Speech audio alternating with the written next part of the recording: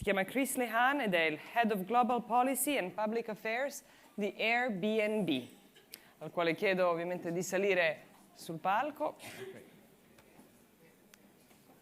Please.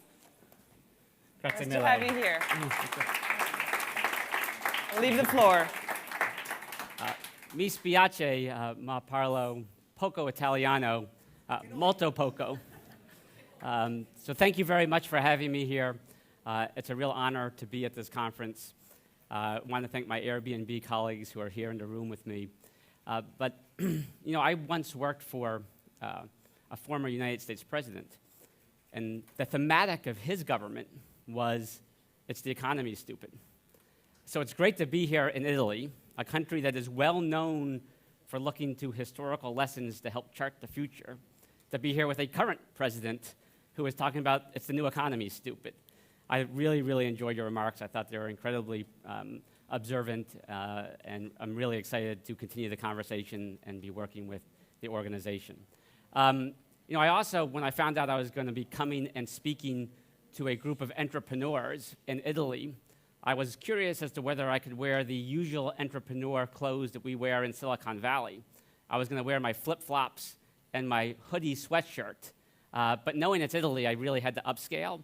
So I am consistent with Made in Italy. I am wearing my suit made in Italy, tie made in Italy, shirt made in Italy.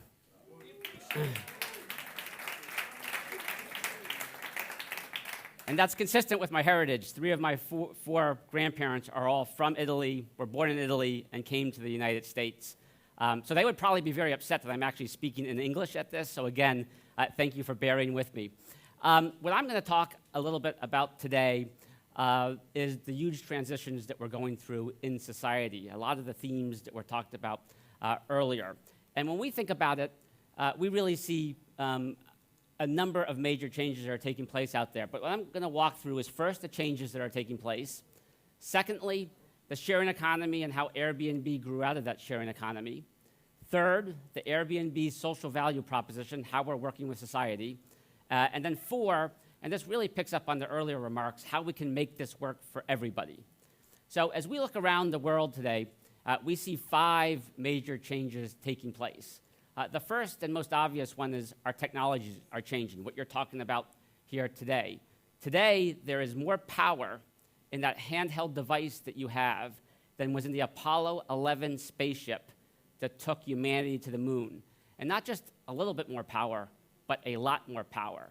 And that computing technology is creating a situation where the internet is spreading in an incredible way. Today, 40% of the world has access to broadband. 75% has access to mobile devices. Over the next 10 years, 100% of the world will have access to broadband, and then 100% of the world will have access to mobile devices. And what that will mean is that for the first time since humanity left the Olduvai Gorge, anybody will be able to connect with anyone, anywhere in the world. And that computing power has created the infrastructure for the emergence of these big digital platforms. Today, they're the biggest companies in the world. The 5 largest companies in the world are all digital platforms. Now, these digital platforms are bringing great things to society, but with that power comes enormous responsibility. Those of us who are platforms need to and must work with governments. They need to and must work with society to make sure that this is working as well for everyone. The second big change is our people are changing. The Millennial Generation is going to represent the largest generation in human history, outpacing the so-called baby boomers. And when you connect them with Generation Z, which is coming behind, this is going to be the dominant generation going forward. They're going to represent half of all voters, meaning they'll determine who's in office, and over 75% of the key consumer demographic. They're going to pick the winners of the future. And this is a different generation. They are motivated by values. They're mission-oriented. 75% of this generation would rather spend their resources on an experience than necessarily a material gain. It's going to impact how companies conduct themselves as we all go forward. The third major change, and one that's been very much in the news for good reasons over the last couple of weeks, is our climate is changing. 16 of the last 17 years have been the hottest on record. The science is indisputable. Last year was the hottest ever recorded. And these millennials who've grown up in this time period reflect these attitudes. And so what you're seeing is an increased focus on sustainability, on the idea that we live codependent and interdependent lives. You can see that in how people think about sharing cars, sharing homes. But it goes well beyond that. You now have people sharing food, sharing tools, sharing gardens, sharing electricity. Some parts of the world, you can even share your pet if you're interested. China recently announced that they're sharing basketballs and umbrellas, where part of the world is going. And if you think about the focus on sustainability, interdependence, think about how you maximize the utility of an asset. And here in Europe, there are an enormous number of empty homes. In Italy, around 2 million homes that are empty. The fourth major change is travel is changing. This is actually the ship that took my grandparents from southern Italy to Ellis Island in New York City. It took them about 14 days to make that trip. Today, with air travel, you can make that same trip in about 8 or 9 hours. And the advent of air travel, really since the end of World War II, has led to an inexorable, continually accelerating growth of travel and tourism. Over 3 billion people traveled by air last year. Over 1 billion people traveled by air internationally.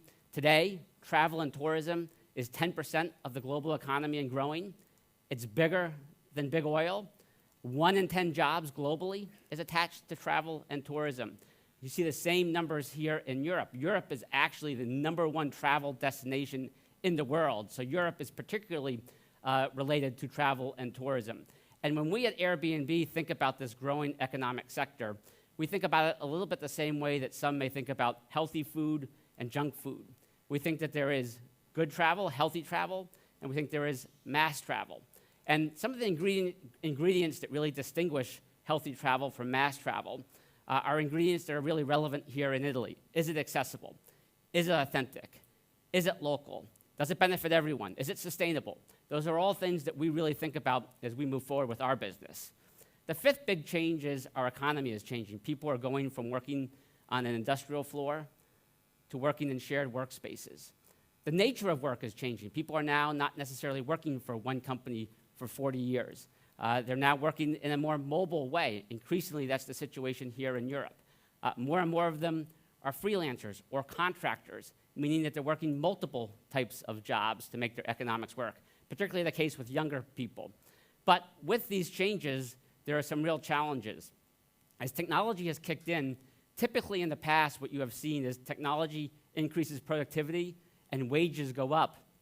In this new economy, there's been a real challenge in terms of those wages really tracking the increases in productivity, particularly with groups of workers who you would call in the US middle class and Europe working families. That chunk of workers has in particular been impacted by stagnant wages. And I think more transitions are coming. The rise of the robots, AI, is going to have an enormous impact and accelerate some of these challenges. In Europe, more than half the jobs could be replaced or displaced by the rise of robotics over the next 10 or 20 years. That's something that all of us have to worry about. I think it's something that, in particular, tech needs to really take a leadership role on.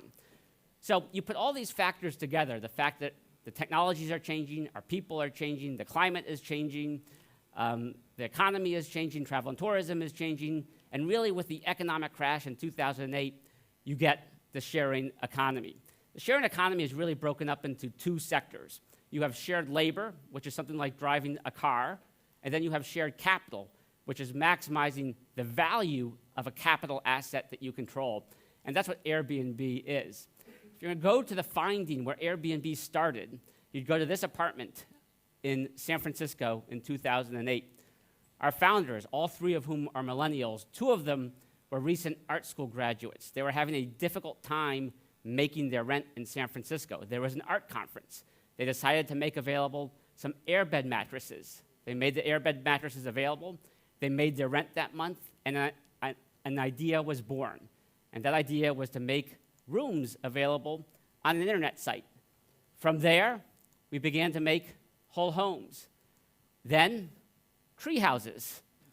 You can even do an igloo if you're interested. And on Halloween last year, you could have rented Count Dracula's castle. And 2 weeks ago, we actually worked with the government of Sweden to make the national lands in Sweden available for people to come visit as part of a travel and tourism promotion. Now, we have had tremendous growth. We've been blessed with incredible growth since our founding. This chart really gives you a sense of how we've grown. With each of those lights lighting up, what that reflects is something that we call the network effect. And what the network effect is a two-sided marketplace where both the guest and the host are optimizing their economics as a result of that, and it's fundamentally based on trust. And that's what makes the Airbnb platform unique. It's based on trust. To put this in perspective, we've had 160 million guest arrivals on the platform. We're in 65,000 plus cities. That keeps me busy. 191 countries, often easier to name the countries that we're not in. And on New Year's this past year, we set a record, at least to the best of our knowledge, for any type of an accommodation company platform. We had around 2 million people spend a night in a stranger's home. And in a time period where there's an awful lot of conversations about building walls and shutting doors and closing off society, we think it's pretty interesting that 2 million people made an affirmative decision to spend a night in a stranger's home. We've also had similar type of growth here specifically in Italy.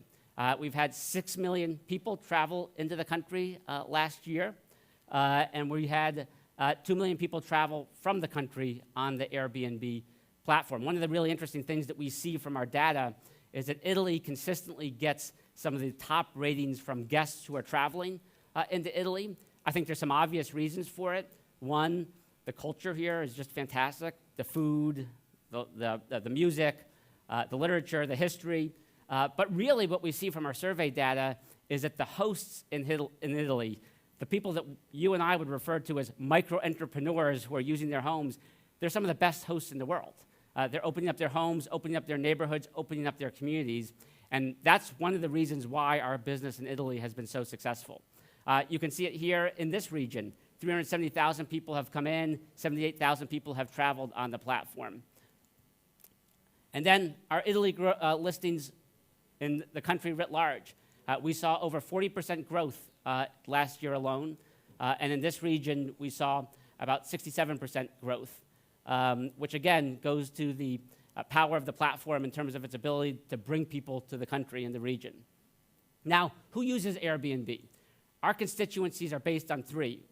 The first are millennials. They were our initial adopters. About 60% of the people on the platform who travel as guests are millennials. They strongly support the right of people to be able to share their homes.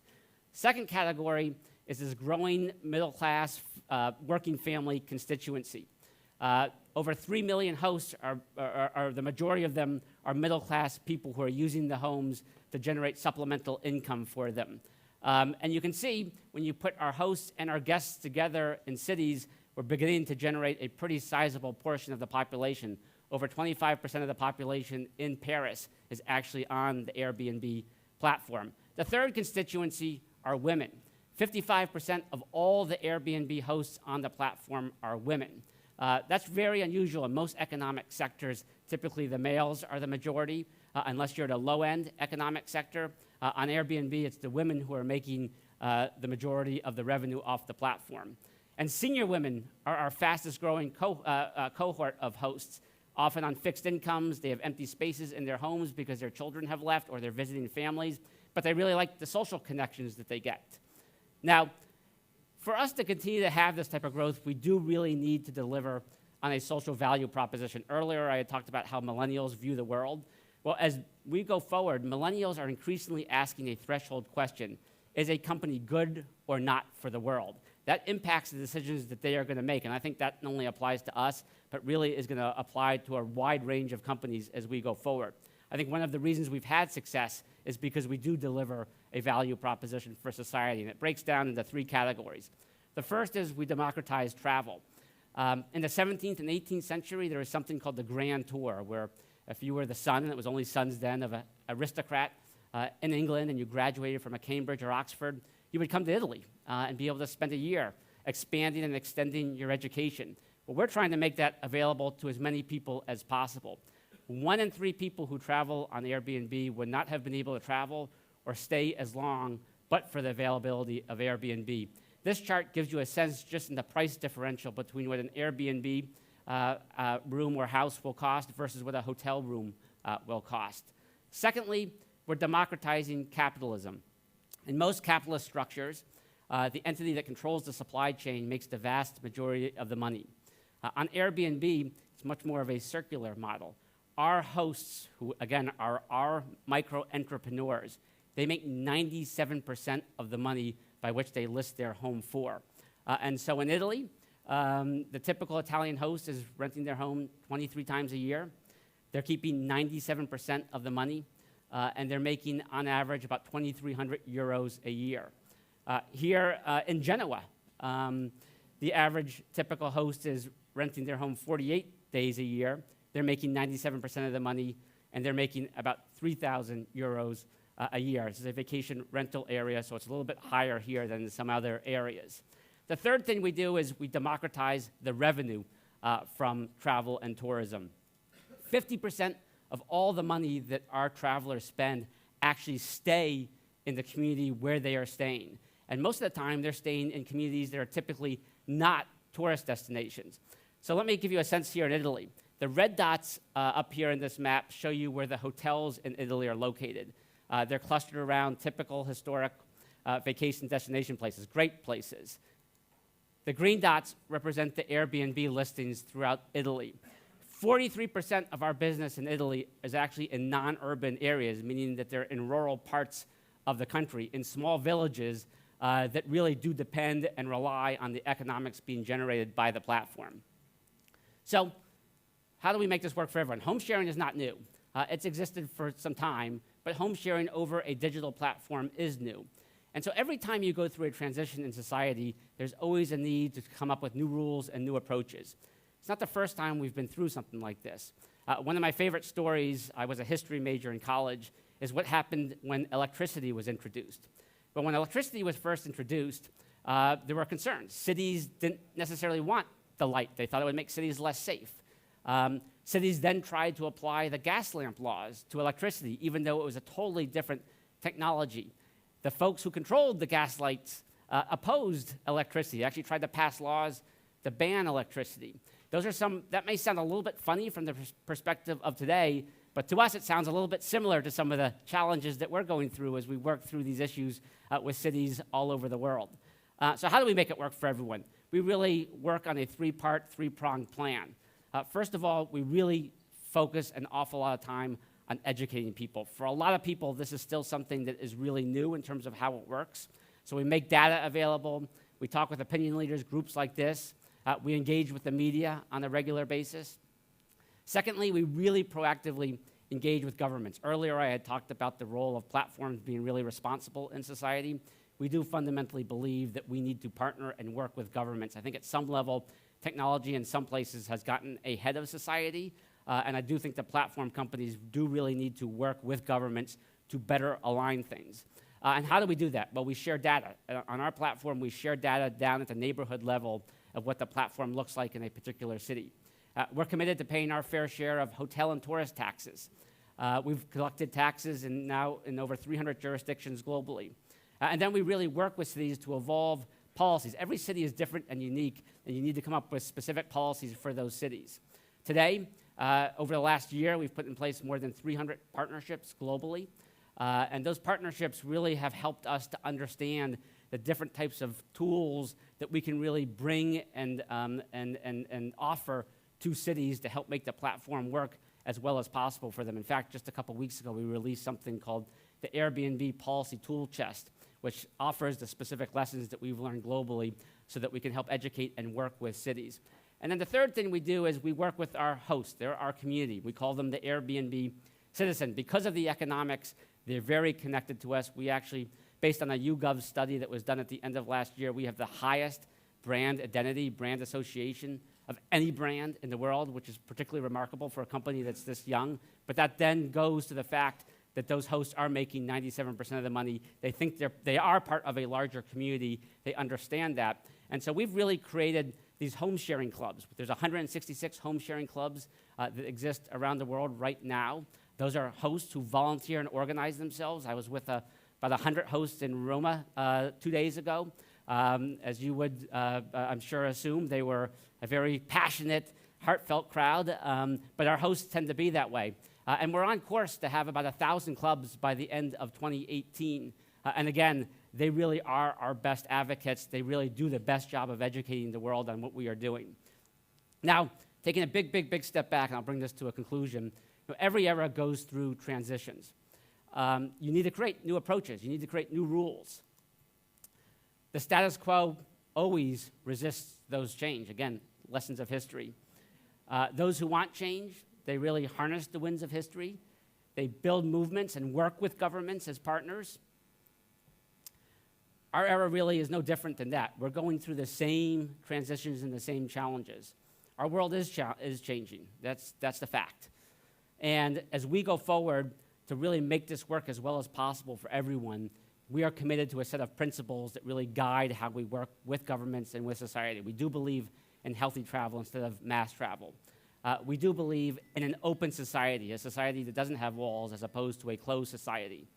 We do believe that we should be focusing on people and using technology to empower and create economic opportunity for people and not necessarily just replacing them or displacing them with robots. Given the world that we're in, we do believe that we need to be optimists and think about hope and not fear. Ultimately, we're doing a lot of this because we want to help people become friends and not strangers in the world that we live in today. We are a community-based brand, a community-based platform. We're of the people, by the people, and for the people, and we're doing all of this to really advance our mission of making sure anyone can belong anywhere. I'm really excited to be here. Very much appreciate people taking the time to listen. Grazie mille, and it's a great conference. Thank you.